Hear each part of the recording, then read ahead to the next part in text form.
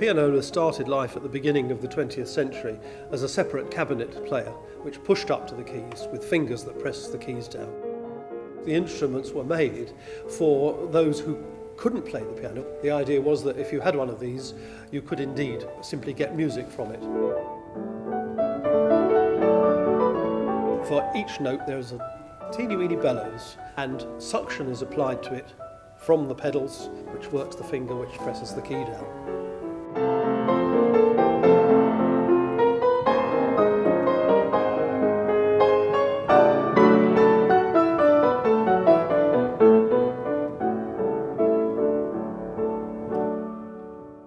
The piece I'm playing today is from a suite called Papillon d'Amour by Edouard Schutt, and this one is À la bien-aimée, to the well-beloved, a very romantic waltz. I enjoy performing this style of music from the beginning of the 20th century because it allows an enormous amount of self-expression.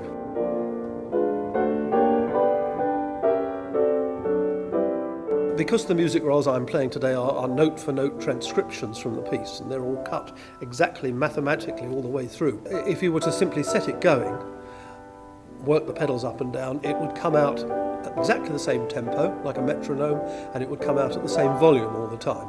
The idea of the pianolist, the performer, is to stop that happening by using the levers and the pedals on the instrument to control the speed that the roll moves at, the moment that the notes play, putting in the dynamics, putting in all the expression, the light and shade of music.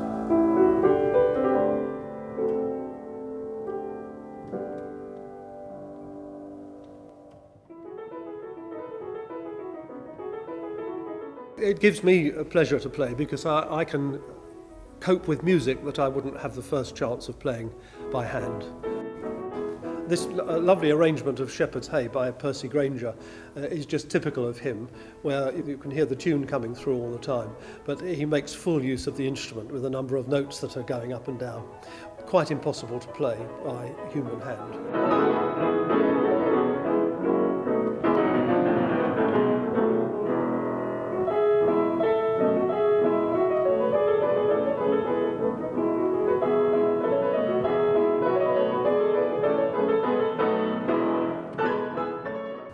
The repertoire of music rolls for the instruments very much reflects the time that the instrument was popular, at the beginning of the 20th century.